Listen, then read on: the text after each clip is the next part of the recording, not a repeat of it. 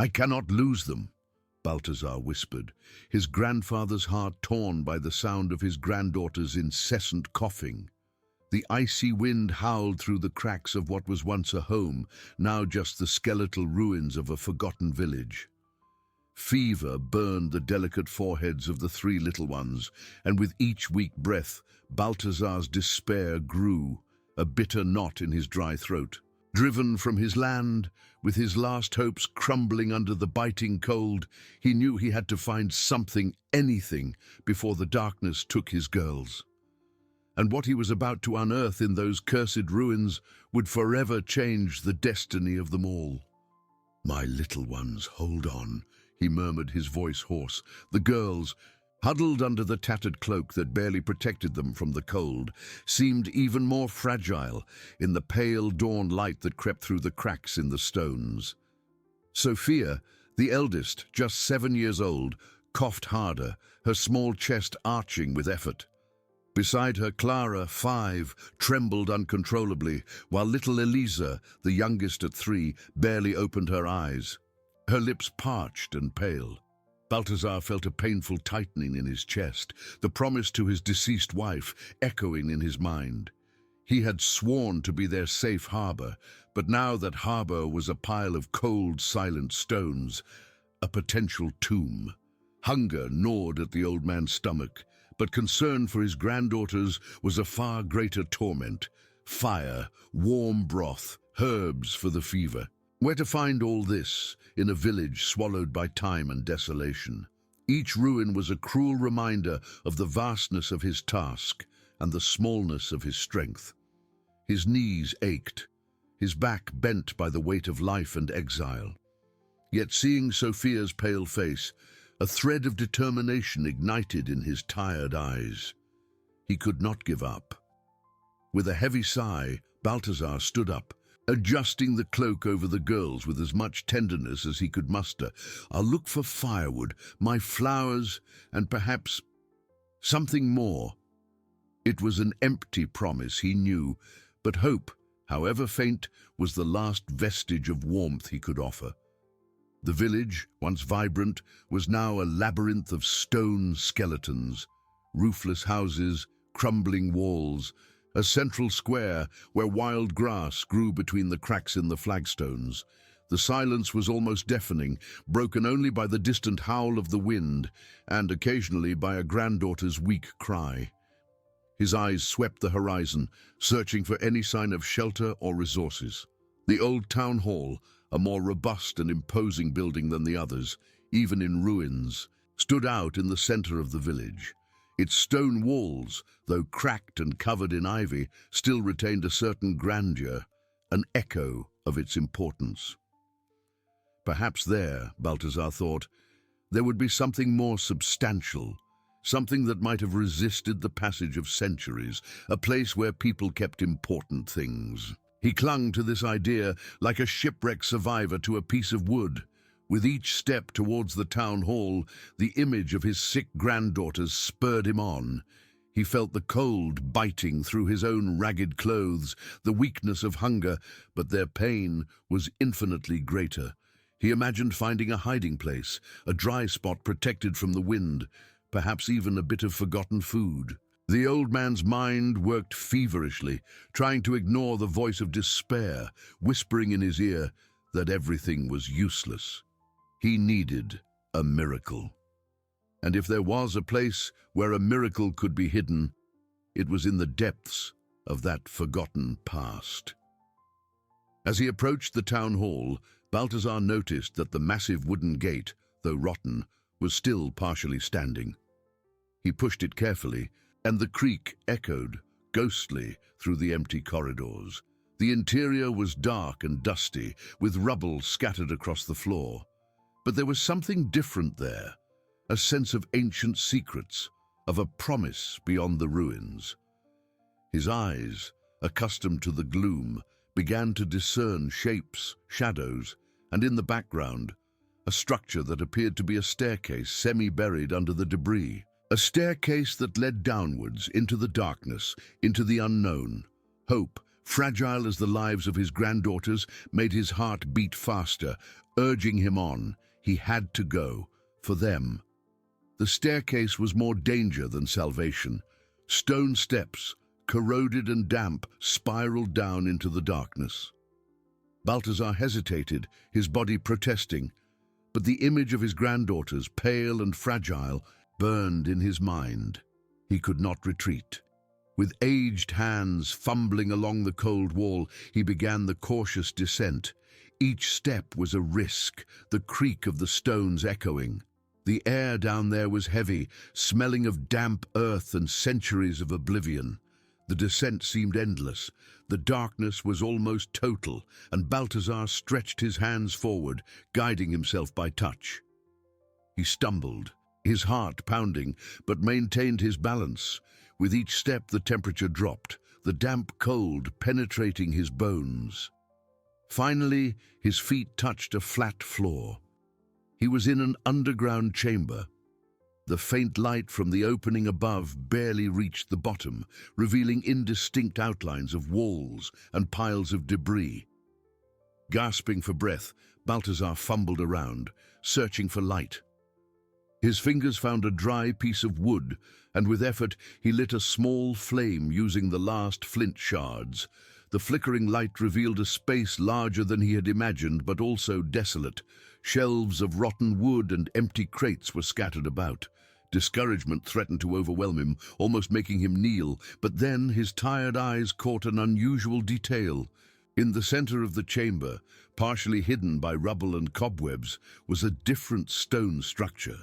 It was not a wall nor a shelf. It was a massive block, almost like an altar, with faded inscriptions.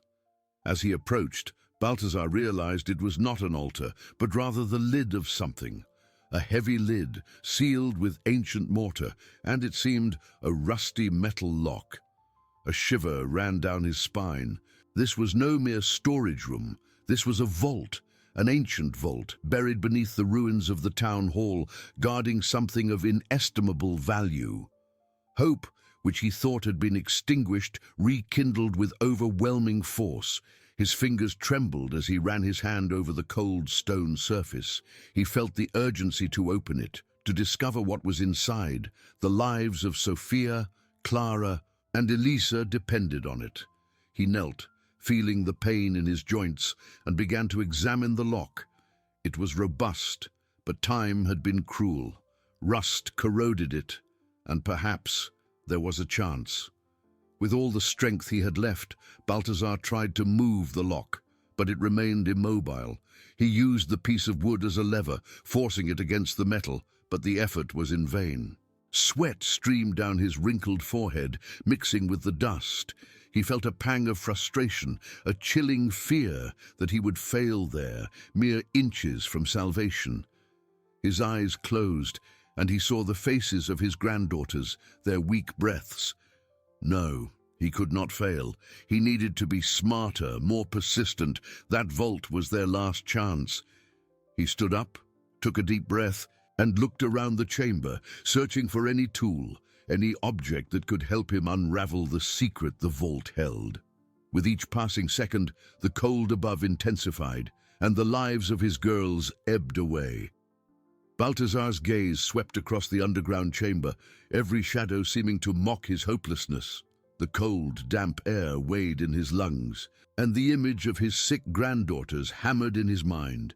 He dragged himself between the rotten shelves, his aged hands fumbling every crack, every forgotten object.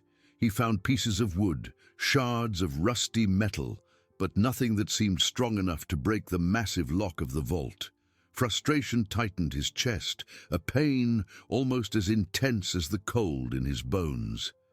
"Please, please," he murmured, his voice almost inaudible. He knelt again near the vault, examining the lock more closely. The rust was thick, but there was a spot where the metal seemed thinner, more fragile. If he could find something sharp and sturdy.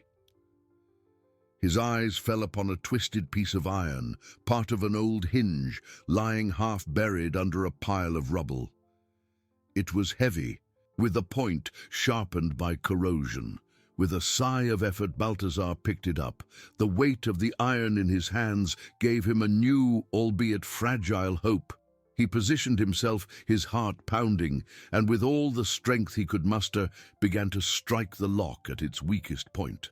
The metallic sound echoed through the chamber, a resounding clang in the silence of centuries. Each blow was a prayer, a silent cry of love and despair. His muscles ached, his arm trembled, but he did not stop. The image of Sophia coughing, Clara trembling, Elisa barely breathing, was his fuel. Finally, after what seemed an eternity, with a loud, dry snap, the lock gave way. The rusty metal broke and a piece fell to the floor with a dull thud.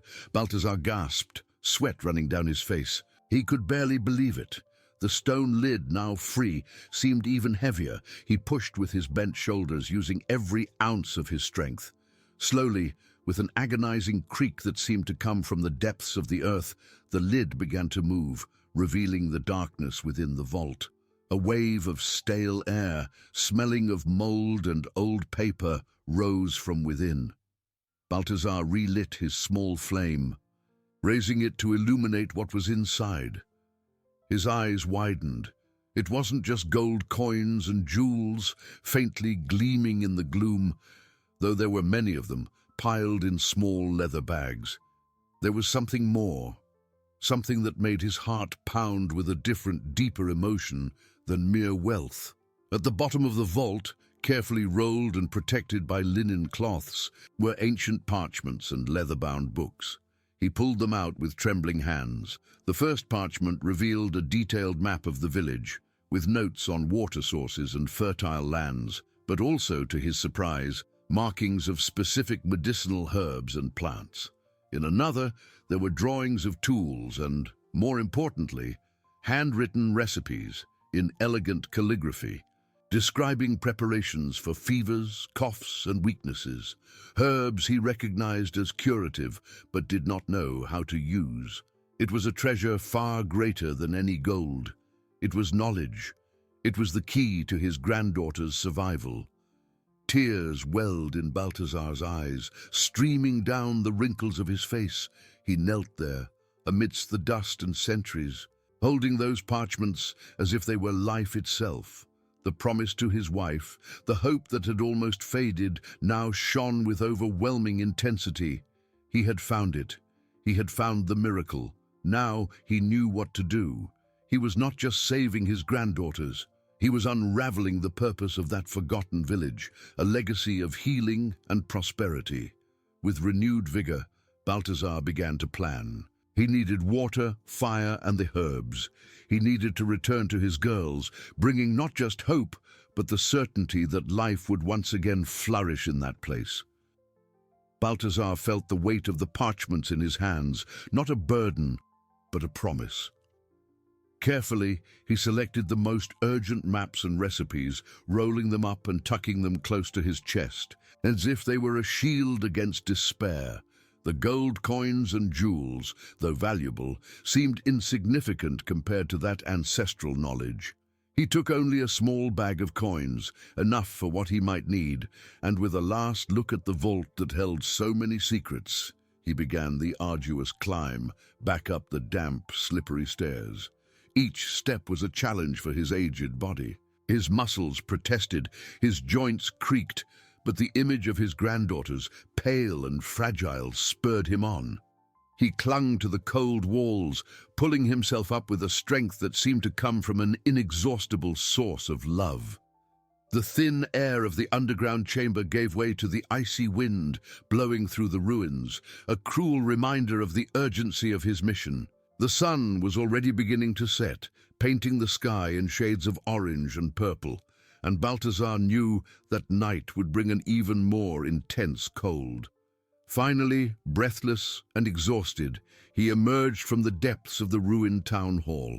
His eyes swept over the makeshift shelter where the girls waited. Sophia, Clara, and Elisa were even quieter, their breaths almost imperceptible. Balthazar's heart tightened, but he forced a smile, trying to convey a hope that struggled to take hold. "I'm back, my flowers, and I've brought something that will help us." he said, his voice choked with emotion and fatigue. He knelt beside them, adjusting the cloak with trembling hands. The first task was fire. The map indicated a small grove on the outskirts of the village, and Balthazar knew he needed dry firewood. With the parchment open, he identified the location of a potable water source, essential for the healing recipes. Leaving the girls for a brief moment, he hurried to the grove, his steps firmer now, guided by a renewed purpose. Finding the firewood and water was an effort, but the sight of the medicinal herbs marked on the map, growing among the stones, ignited a new flame in his chest. Back at the shelter, Balthazar lit a small but warm fire with the firewood he had collected. The orange glow danced in the girl's eyes, which opened weakly, drawn by the warmth. With water from the spring, he began to prepare the first remedy, following the detailed instructions on one of the parchments. It was a simple herbal infusion to reduce fever and strengthen the body. He crushed the leaves with his hands, smelling the earthy, healing scent, and mixed them with the hot water. With immense care, he brought the steaming mug to Sophia's parched lips. "Drink slowly, my dear," he whispered. The girl swallowed with difficulty, and a faint blush, almost imperceptible, seemed to appear on her pale cheeks. Clara and Elisa also drank, each sip a small victory against the illness. Balthazar watched every movement, every breath, his heart oscillating between anxiety and growing hope. He knew the road would be long, but that first step, that first sip of healing, was a miracle in itself. Night fell completely, but the shelter now had the warmth of the fire and the aroma of herbs. Balthazar sat among his granddaughters, the map and parchment spread around him, studying them under the flickering light. The village, once a symbol of abandonment and despair, was beginning to reveal its true legacy, a sanctuary of healing and renewal. He was no longer alone in the darkness. He had the knowledge, the love, and the promise of a future. The first ray of morning sun crept through the cracks in the ruins, painting the dusty floor. Balthazar had not slept. His eyes, red with fatigue, were fixed on his granddaughters, searching for any sign of improvement. Sophia, Clara, and Elisa were still pale, but Sophia's cough seemed less violent, and Clara's trembling was not as incessant. Elisa, the youngest, breathed with difficulty, but a slight blush persisted on her cheeks. A sigh of relief escaped him.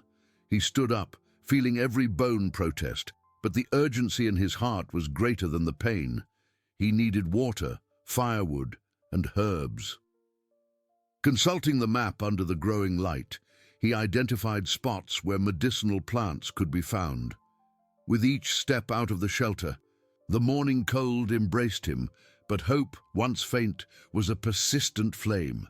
He hurried, his trained eyes scanning the terrain for the green shoots that promised healing. Upon returning, his arms laden with firewood and fresh herbs, he found Sophia with her eyes half open, watching the fire. A faint smile appeared on her cracked lips. Balthazar felt a surge of emotion. He knelt, caressing her forehead. "Good morning, my flower. Grandpa brought more medicine to make you strong." He prepared a new infusion, more concentrated, following the notes. The aroma of the herbs filled the shelter, a scent of life and renewal. With patience and tenderness, he gave the medicine to each girl. Sophia drank with more vigor, her eyes fixed on his, seeking reassurance. Clara, who had previously refused food, accepted a few spoonfuls of a thin broth Balthazar had prepared with meager provisions, mixed with strengthening herbs. Elisa, though weak, made a slight movement with her tiny hand when Balthazar touched her. A minuscule gesture, but one that meant the world to him. With each sip, each small reaction, Balthazar's determination solidified. He knew the battle was far from won. The girls were still sick, and the village, though revealing secrets, was still inhospitable. But he was no longer lost. He had a guide, a purpose. The maps and recipes were not just for healing, they were a legacy, an invitation to rebuild, to transform the ruins into a new home. He spent the day caring for them, alternating between remedies and searching for resources. With each outing, his heart tightened, fearing what he might find. But with each return, the sight of his granddaughters, more stable and less feverish, renewed his strength. He began to clear a protected area of the shelter, using stones to block cracks and branches to improvise a roof. The exhaustion was immense, but the image of a future where his granddaughters could run and play was his greatest motivation. By nightfall, the three girls slept a more peaceful sleep. Balthazar watched them, his face illuminated by the fire. He picked up one of the parchments, which showed the location of an old well and fertile land. Physical healing was the first step, but rebuilding their lives, creating a new home, was the true goal. The village, once a labyrinth of despair, was now a map of possibilities, a testament to resilience and family love. He felt peace mixed with exhaustion, knowing that the road was long, but that they were no longer alone. Balthazar felt peace mixed with exhaustion, knowing that the road was long, but that they were no longer alone. The fire crackled softly, and the aroma of healing herbs mingled with the smell of smoke. The girls slept a less restless sleep, allowing him a brief respite. He watched Sophia, who now breathed with less effort, and Clara, whose trembling had diminished. Elisa, the little one, was still the most fragile, but the slight blush on her cheeks was a sign of life that had previously seemed absent. At dawn, Balthazar rekindled the fire and prepared more infusions. With each dose, hope grew, but so did the awareness of his vast task. He further cleaned the makeshift shelter, blocking cracks with stones and mud, making the space warmer and more protected from the biting wind. With each piece of rubble removed, each crack sealed, he felt he was building a new future for his granddaughters. The days that followed were an exhausting routine of care and exploration. Balthazar alternated between preparing remedies, searching for firewood and water, and cleaning the shelter.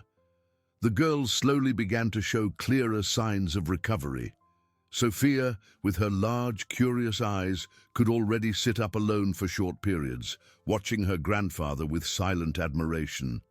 Clara, previously apathetic, asked for more broth and risked a faint smile when Balthazar told her stories of their grandmother. Elisa, though still very weak, responded to her grandfather's touches with small hand movements and a faint sparkle in her eyes. Balthazar felt his body heavy, but his heart light with gratitude. With each improvement in his granddaughters, new energy propelled him. He studied the maps with devotion, searching for every detail that could offer more resources. The map indicated a place on the outskirts of the village as Elder's Garden, a name that piqued his curiosity and a pang of hope. Could it be a garden? What would remain after so many centuries? Driven by this new clue, and with the girls sleeping a deeper sleep under the warmth of the fire, Balthazar decided to explore. The walk was arduous, through ruins and wild vegetation, but the promise of something new kept him moving, each step a prayer. Finally, he reached a more secluded area, where the trees were denser. There, hidden by foliage and time, Balthazar found a semicircular stone structure, covered in ivy and moss, almost invisible. As he approached, he realized it was not a common ruin. The structure, though damaged, seemed to have been designed to protect something valuable. With trembling hands, he pushed aside the ivy and dry branches. What was revealed made his heart pound with overwhelming emotion. It was a kind of ancient greenhouse, with part of the glass roof still intact, and inside, protected from time and the elements, a small garden. It was no ordinary garden. Well-defined beds, though covered by a thin layer of earth and moss, revealed the presence of plants he recognized from the parchments, rare medicinal herbs, some still alive and others with viable seeds. There were even ancient gardening tools, made of bronze, surprisingly well preserved. It was a sanctuary of healing, a forgotten legacy, waiting to be rediscovered. Balthazar knelt, emotion overflowing in warm tears that streamed down his wrinkled face. It was not just a garden, it was living proof of the purpose of that village, a place dedicated to healing and ancestral wisdom. The seeds, the living herbs, the tools, everything there was a divine gift, a concrete answer to his most desperate prayers. That elder's garden was the turning point, the certainty that life would once again flourish for his granddaughters and for the village. With his heart overflowing with gratitude and new strength, Balthazar knew that they now had not only hope, but the means to build a prosperous future rooted in the wisdom of the earth. He needed to return to the girls, with a new and powerful tool in his hands, a true green treasure. With his heart overflowing with gratitude and new strength, Balthazar knew that they now had not only hope, but the means to build a prosperous future rooted in the wisdom of the earth. He needed to return to the girls, with a new and powerful tool in his hands, a true green treasure. The walk back to the shelter was faster, propelled by an energy he hadn't felt in years. The weight of the ancient tools and the herb sprouts he had carefully gathered from the elder's garden seemed light in his arms. With each step, the image of the small green sanctuary fixed itself in his mind, a tangible reminder that life, even after centuries of oblivion, always finds a way to flourish. Upon reaching the shelter, the sun was already leaning westward, casting long shadows over the ruins. The girls, still asleep, seemed a little more serene under the warmth of the fire. Balthazar knelt beside them, his physical exhaustion contrasting with the vibrant joy in his chest. With a gentle smile, he placed the tools and herb sprouts on the ground, watching them with tear-filled eyes. He knew the journey would be arduous, but the discovery of the garden had lit a light that even the most intense cold could not extinguish. He rekindled the fire, adding more wood to keep warm during the approaching night. The aroma of fresh herbs, mixed with the smoke, filled the small space, bringing a sense of peace. Carefully, he prepared a new, more potent infusion, using the freshly gathered herbs. Sophia, the first to awaken, slowly opened her eyes, and a faint smile appeared on her lips as she saw her grandfather. "Grandpa," she whispered, her voice still weak, but with a tone of recognition that warmed Balthazar's heart. "Yes, my flower. Grandpa is back and brought more medicine for you and your sisters," he replied, stroking her hair. He gave each of the girls the infusion, watching them drink with a little more vigor. With each sip, he felt hope renew itself. Then, under the flickering light of the fire, Balthazar opened the map again, studying the elder's garden with a new perspective. He planned how he would clear the site, how he would cultivate the herbs, how he would transform that forgotten treasure into a continuous source of healing and sustenance. The days that followed were dedicated to the restoration of the garden. Balthazar, with the bronze tools he had found, began to remove the ivy and moss that covered the greenhouse walls. He cleared the beds, preparing the soil with almost reverent care, as if honoring the memory of the elder who had once cultivated that place. With the seeds and sprouts he had collected, he began to plant, imagining the future, the herbs growing strong, the girls healthy. While working in the garden, Balthazar's heart filled with a sense of renewed purpose. It wasn't just about the immediate healing of his granddaughters. It was about rebuilding a legacy, transforming an abandoned village into a beacon of hope. He felt a deep connection with the unknown elder who had left that garden, a bridge across centuries, uniting them in a common purpose of healing and care. He knew that justice and overcoming were rooted in that fertile soil, and that love for family was the most powerful seed of all. By nightfall, exhausted but with a sparkle in his eyes, Balthazar returned to the shelter where Sophia, Clara, and Elisa awaited him, each day a little stronger, a little more alive. Sophia's cough had almost disappeared. Clara could already play with a branch, and Elisa, though still fragile, smiled when she saw her grandfather. The village, once a labyrinth of despair, was now a map of possibilities, a testament to resilience and family love. The village, once a labyrinth of despair, was now a map of possibilities, a testament to resilience and family love. Balthazar, as he lay down that night, felt his body heavy with fatigue, but his mind buzzed with plans and hopes. The girl slept a deeper, more restorative sleep, each breath a balm for his soul. Sophia, with a faint smile on her lips, seemed to dream. Clara held a small branch Balthazar had carved for her, a simple toy, but one that represented a return to lost childhood. Elisa, the youngest, nestled beside Sophia, had a healthy blush on cheeks that had once been as pale as snow. The next morning, the icy air of dawn did not seem so biting. Balthazar rekindled the fire and prepared infusions with fresh herbs from the elder's garden. The earthy, sweet scent spread through the shelter, an invitation to life. Sophia, upon waking, sat up alone and reached out for the steaming mug, her large, curious eyes fixed on her grandfather. "Grandpa, is the garden beautiful?" she asked, her voice still weak but with a clarity that made Balthazar's heart swell with emotion. He smiled, a genuine smile he hadn't shown in a long time. "It's the most beautiful I've ever seen, my flower, and it's waiting for us."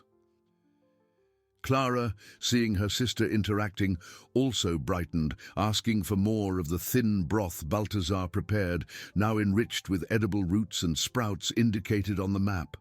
Elisa, though still unable to speak, followed everything with her eyes, and a small laugh escaped her lips when Balthazar made a funny face.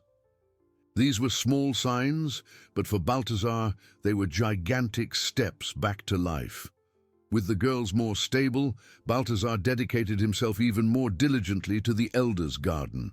He spent mornings clearing the beds, unearthing additional tools, a hand trowel, a small rake, and preparing the soil. With each piece of ivy removed, each stone repositioned, he felt he was unearthing not just a garden, but the very memory of the village. The seeds he planted were the promise of a future, and he watered them with water from the rediscovered well, which now flowed clean and abundant. One afternoon, while clearing a deeper bed, Balthazar noticed a series of small stones aligned in a peculiar way. Upon removing them, he discovered an ingenious system of clay irrigation channels, almost completely clogged with earth and debris. It was arduous work to clear them, but the idea of having water flowing directly to the plants without the effort of carrying buckets ignited a new flame of hope in him. The elder had thought of everything, and Balthazar felt a deep admiration for that unknown woman who, centuries before, had sown not only herbs but also wisdom and care. He worked until nightfall, his muscles protesting, but the sight of water flowing freely through the channels, irrigating the newly planted seedlings, was his reward. Upon returning to the shelter, he found the girls playing with branches, their voices weak but full of an innocent joy that echoed through the ruins. Balthazar felt a deep connection with the past and the future, realizing that the village was not just a refuge, but an invitation to renewal, to building a legacy that would honor all who lived and would live there. That place, once abandoned, was flourishing again, and with it the hope of his family. That place, once abandoned, was flourishing again, and with it the hope of his family. The sight of clear water winding through the newly cleared clay channels in the elder's garden was a balm for Balthazar's soul. He spent the next morning refining the system, ensuring that each bed received its vital portion. The seedlings, carefully watered, seemed to rise with more vigor, their green leaves shining under the sun that, with each passing day, became more generous. Upon returning to the shelter, he found Sophia sitting at the entrance, watching a small bird move. A genuine smile lit up Balthazar's face. "Look, Grandpa, a little bird." Sophia's voice, though still a little hoarse, was firm. Clara, beside her, tried to imitate the bird's song with an off-key but joyful whistle. Elisa, in Sophia's lap, laughed softly. A melodious sound Balthazar thought he would never hear again. The girls were visibly stronger, their eyes now shining with the curiosity and vivacity of childhood. Balthazar sat with them, his heart overflowing with an almost painful gratitude. He took some wild berries from his bag that he had found along the way, a small luxury the girls devoured with enthusiasm. As they ate, he told them about the garden, about the herbs growing there and how they were helping them grow strong. He spoke of the elder, imagining the wise woman who had planted those seeds of hope centuries ago. With his granddaughter's improvement, Balthazar felt compelled to look beyond immediate healing. The village needed more than a garden. It needed a real home. Consulting the maps again, under the sunlight filtering through the cracks, he identified a larger structure near the town hall, marked as Community House. It seemed to be a meeting hall or a refectory with more robust walls and a partially intact roof. The idea of a larger, safer space for his granddaughters, where they could shelter from the cold and have more freedom to play, ignited a new determination in his chest. The task of cleaning and restoring the community house would be monumental, but Balthazar was not intimidated. He had already unearthed a garden. Now he would unearth a home. In the following days, he divided his time between caring for the girls and working on the new structure. He carried stones, removed rubble, and with the help of the bronze tools, began to reinforce the walls and improvise a more resistant roof. The girls, now with more energy, accompanied him on some of his comings and goings. Curious, their small steps echoing through the ruins. Sophia, the eldest, even tried to carry small branches, wanting to help. One afternoon, while cleaning an old fireplace in the community house, Balthazar felt something hard under a thick layer of soot and earth. Carefully, he removed the debris and discovered a small, carved wooden box hidden in a secret compartment. Upon opening it, he found not coins or jewels, but a set of wooden and ceramic cutlery, some clay containers, and more importantly, a small handwritten cookbook with instructions for preparing nutritious foods using the village's herbs and roots. It was a different treasure, but equally valuable, a promise of sustenance and comfort. Balthazar smiled, his eyes welling up. The elder, or perhaps another generous soul, had left a legacy of life in every corner of that place. He felt a deep connection with these people of the past, who, like him, had cared for the well-being of the community. The village was not just a refuge, it was a link, a chain of kindness that spanned time. With the tools of healing, and now those of sustenance, Balthazar knew he was not just saving his granddaughters, but rebuilding a piece of history, honoring the memory of a people and planting the seeds of a prosperous future, rooted in love and hope. The discovery of the cookbook and utensils propelled Balthazar with renewed purpose, transforming the refuge into a true home. The following days were an exhaustive yet gratifying dance between caring for his granddaughters and working on the community house. Every morning, after preparing infusions and nutritious broths, he would head to the stone structure. The girls, with more vitality, often accompanied him, watching with curiosity as he removed rubble and cleaned soot from the walls. Sophia, with expressive eyes, pointed to cracks, wanting to help. Clara, with newfound energy, played with pieces of wood, imagining boats. Elisa, the youngest, sitting near the fire, laughed at her sister's sounds, her laughter a soft echo of returning life. Balthazar felt every laugh and gesture as fuel. He reinforced the walls with stones and mud, using branches to mend the roof, imagining the warmth and security of the space.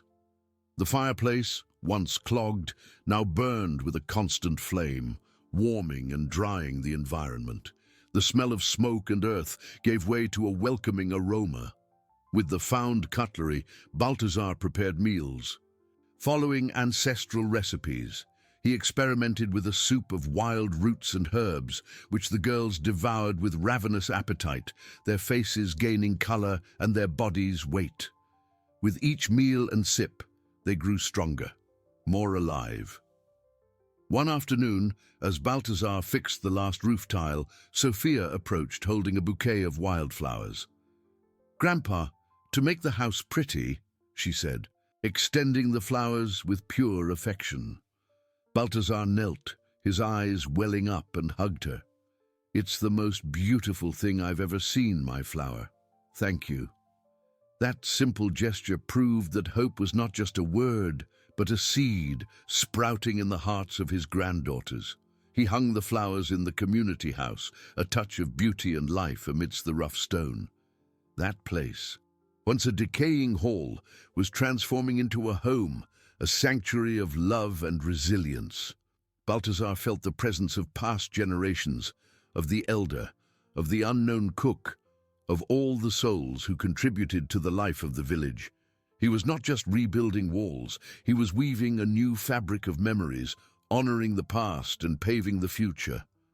Night fell, and the girls slept in the community house for the first time, nestled in thicker blankets, protected by the warmth of the fireplace and the restored walls.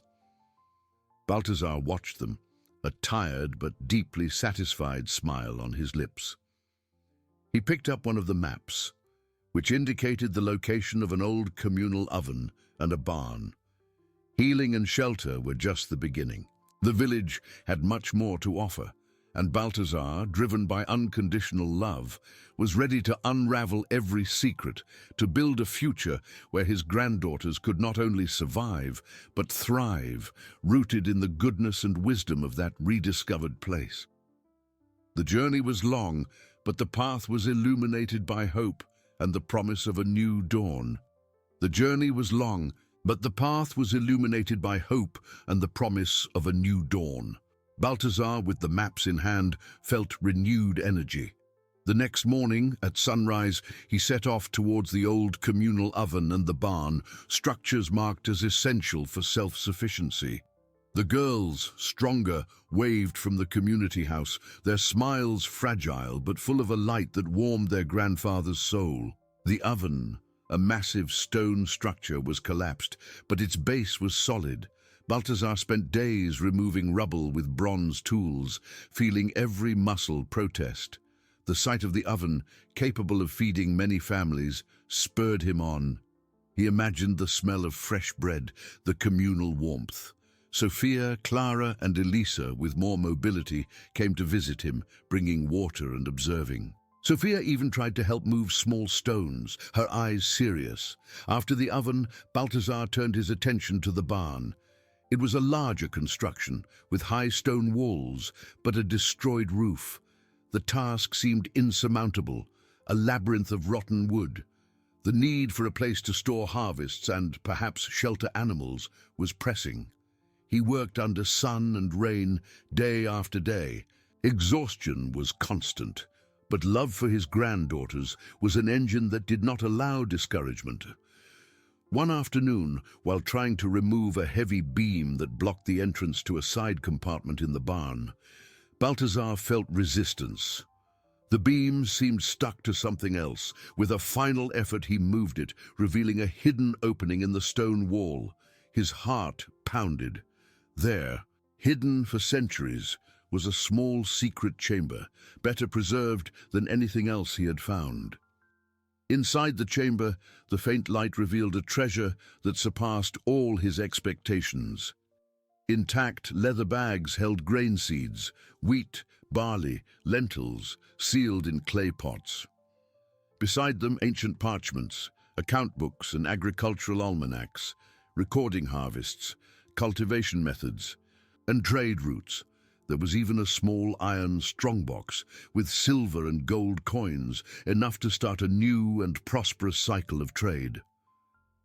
Balthazar knelt, his breath caught. It wasn't just seeds or coins.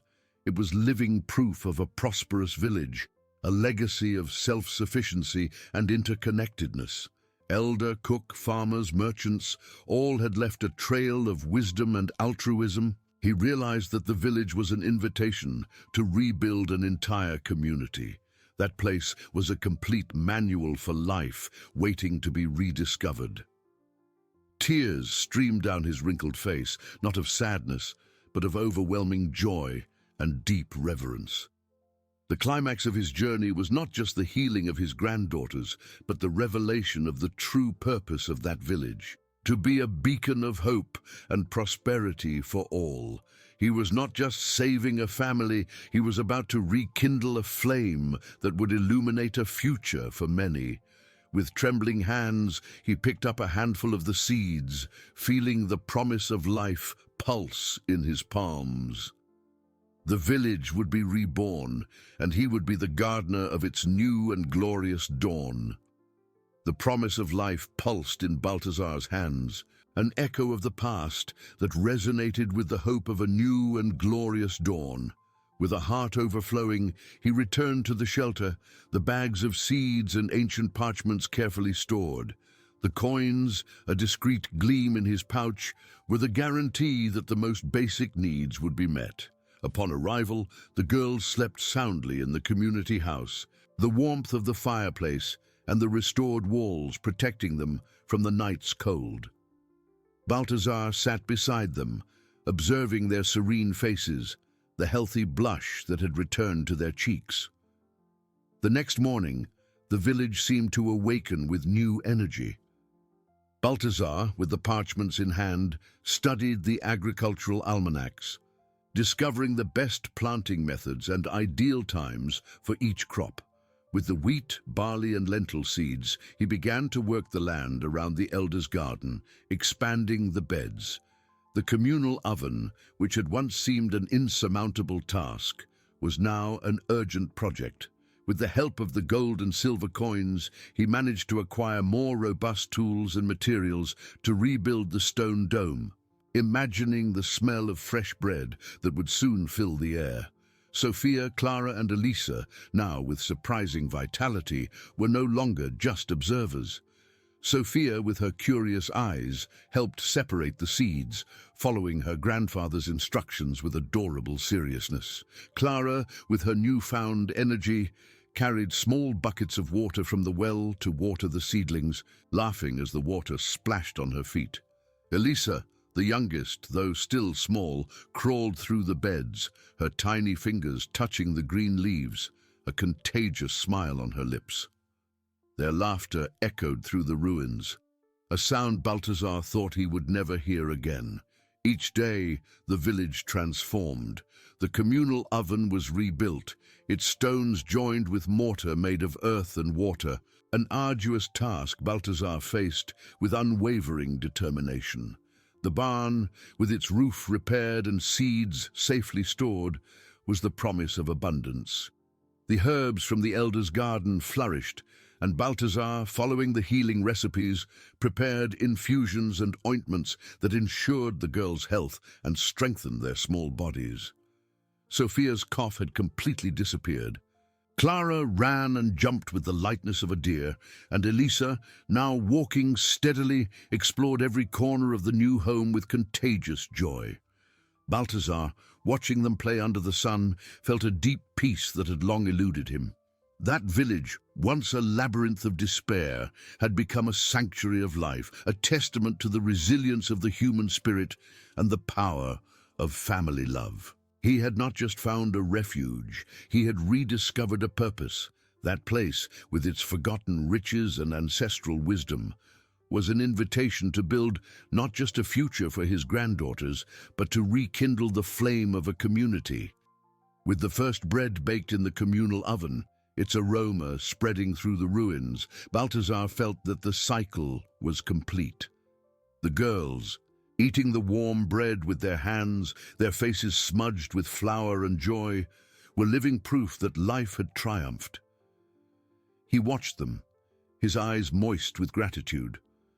Justice had been done, overcoming achieved, and the human connection with those who came before him was stronger than ever.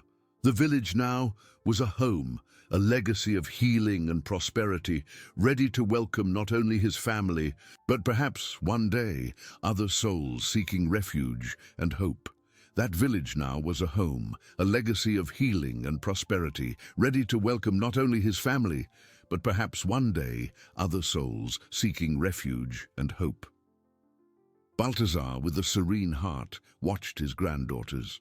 Sophia, with restored vitality, read the ancient agricultural parchments her grandfather had found, her small fingers tracing the lines, absorbing ancestral knowledge. Clara, with an easy laugh, helped harvest herbs from the elder's garden, her hands agile and full of purpose. Elisa, the youngest, ran freely through the beds, her light steps full of contagious joy, an echo of the life that had returned to that place. The aroma of fresh bread, baked daily in the communal oven, mingled with the earthy scent of herbs and the sweet perfume of wildflowers that Sophia and Clara planted around the community house. The village, once silent and forgotten, now resonated with the melody of children's laughter and the hum of daily activities. Balthazar felt immense gratitude for every small sound, for every gesture of life. He had fulfilled his promise, not only saving his granddaughters, but rekindling a flame that seemed extinguished. With the gold and silver coins found in the barn, Balthazar began to invest in the restoration of the most important structures.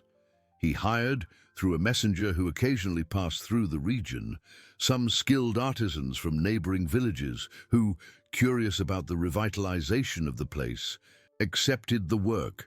The houses, once in ruins, began to be repaired, their roofs rebuilt, their walls reinforced. The well, now clean and with abundant water, was a symbol of renewal. Balthazar's vision went beyond mere physical reconstruction.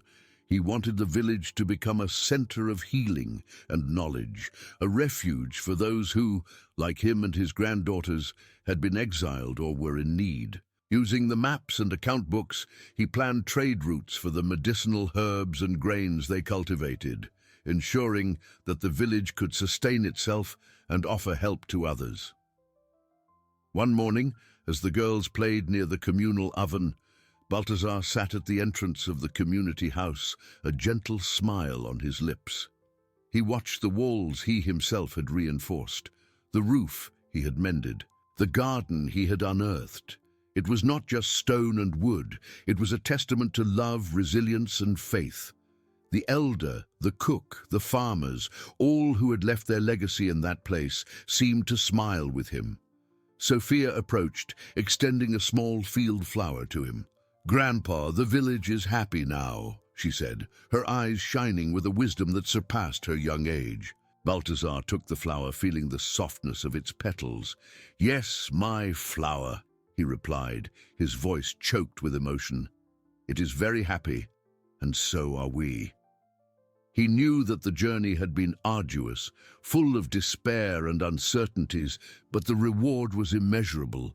The village, once a labyrinth of suffering, had transformed into a beacon of hope, a place where family flourished and where goodness and altruism were the seeds of a prosperous future. Balthazar, the old exiled widower, had found not only a refuge, but a grand purpose, a legacy that would honor his family and inspire generations. That place now was truly a new dawn, an invitation to life, to healing, and to community. Balthazar, with a full heart, felt the promise of this new dawn materialize each day. The village, once a skeleton of stone, pulsed with renewed energy. The smell of wet earth and fresh herbs mingled with the aroma of freshly cut wood and mortar, brought by the artisans who now worked tirelessly.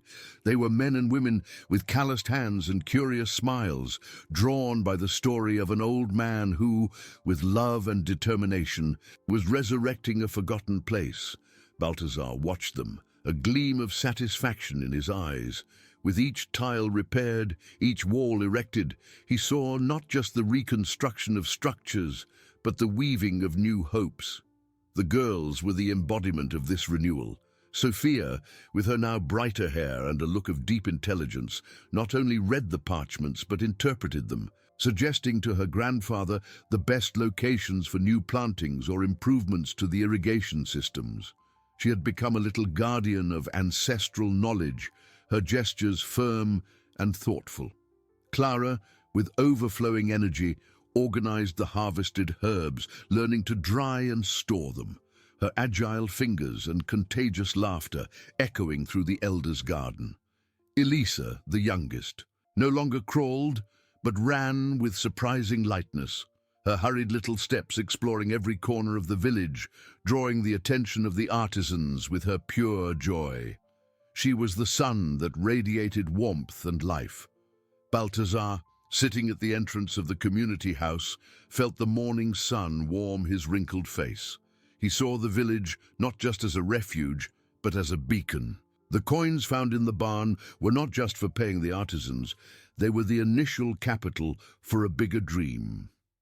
He planned to build a small market where the medicinal herbs from the elder's garden and the grains from the barn could be exchanged for other essential goods, establishing trade routes that would connect the village to other communities. The idea was for the village to become a center of exchange, not just of products, but of knowledge and mutual aid. The artisans, realizing Balthazar's vision, began to share their own skills and stories. A carpenter, with scars from a difficult life, taught Sophia how to identify the best wood for repairs. A weaver, who had lost her family to a plague, offered to teach Clara how to spin wool, imagining warm blankets for the winter. Human connection flourished, weaving bonds of solidarity and purpose. Balthazar felt that justice was being done, not through vengeance, but through the construction of a place where vulnerability transformed into strength. Overcoming was no longer a solitary battle, but a shared journey. One afternoon, while Balthazar and the artisans worked on rebuilding the old central square, Sophia approached, holding one of the ancient maps. "Grandpa," she said, pointing to a spot on the map, "a wishing well is marked here. Does it still exist?" Balthazar smiled, his eyes welling up. The curiosity and hope of his granddaughters were the greatest wealth he had found. He knelt, embracing Sophia tenderly. "We'll find out, my flower, together." That village, which had once been a labyrinth of despair, was now a map of infinite possibilities, an invitation to unravel new mysteries and to build a future where every wish, however simple, could find its way to fulfillment, rooted in unconditional love and the resilience of a family that refused to give up. Life, in its fullness, had returned.